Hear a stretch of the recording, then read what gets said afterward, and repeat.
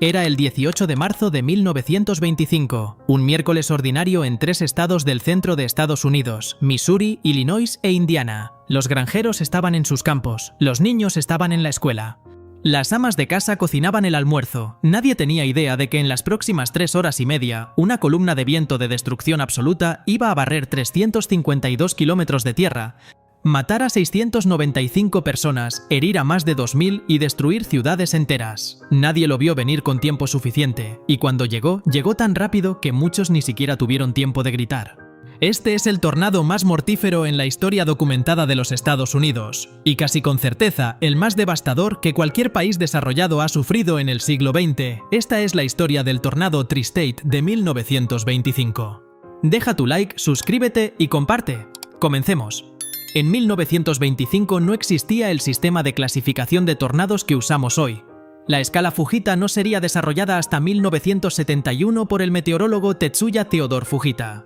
Pero cuando los científicos modernos analizaron retrospectivamente la evidencia de la destrucción del tornado Tri-State, la clasificación fue unánime. F5, la categoría máxima posible, con vientos estimados entre 480 y 510 km por hora en su punto máximo. Para poner eso en perspectiva, un viento F5 puede arrancar una casa de sus cimientos y lanzarla como si fuera una caja de cartón. Puede clavar una brizna de paja en un tronco de madera, puede matar a cualquier persona que no esté bajo tierra. El tornado tocó tierra en el condado de Reynolds, en el estado de Missouri, alrededor de la 1:01 de la tarde.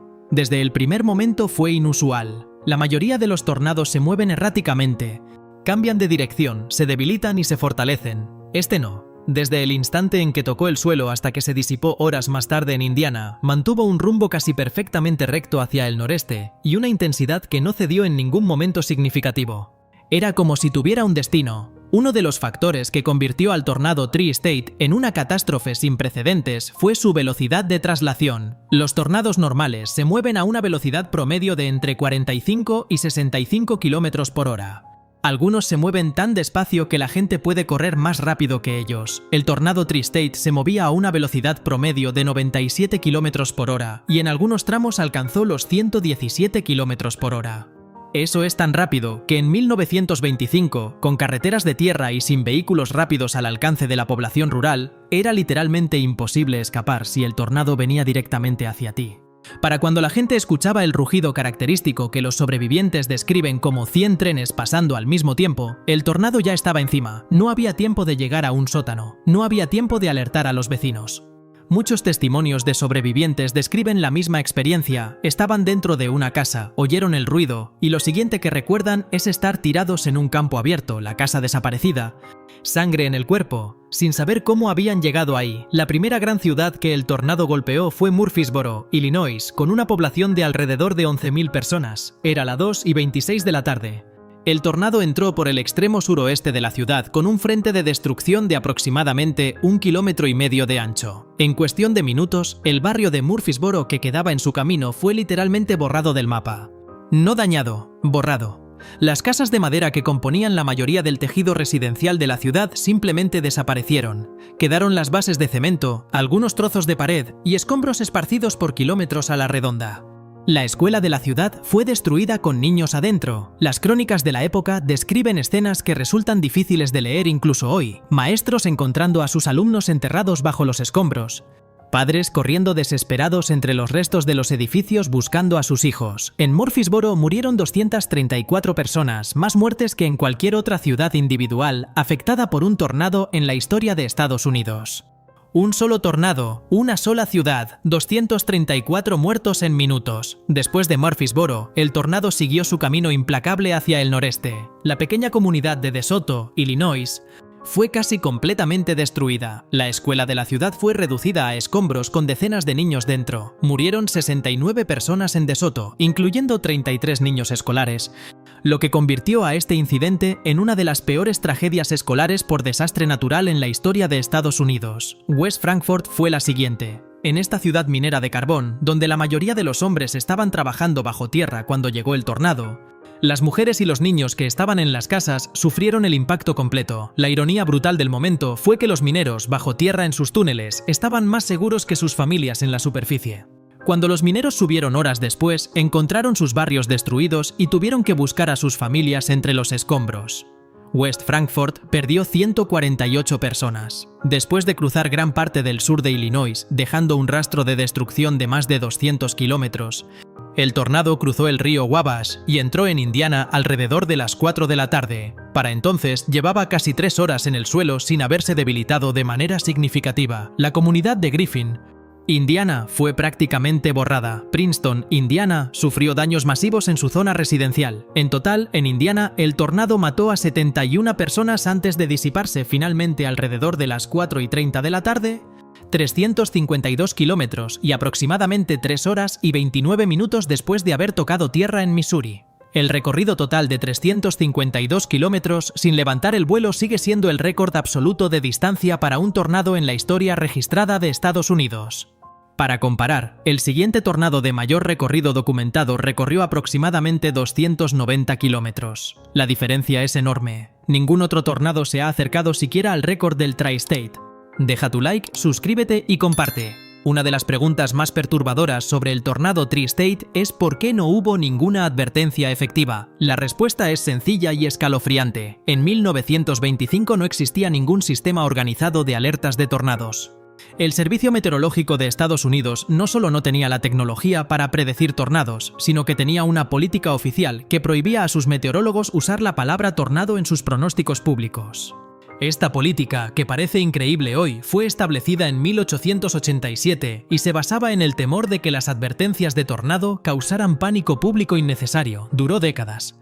El resultado fue que el 18 de marzo de 1925, mientras el tornado más mortífero de la historia americana avanzaba a 100 km por hora a través de 3 estados, no había ningún sistema de alerta pública. Ninguna sirena de emergencia, ninguna radio de emergencia. La única forma en que una comunidad sabía que el tornado venía era cuando los vecinos del suroeste comenzaban a correr o cuando escuchaban el rugido.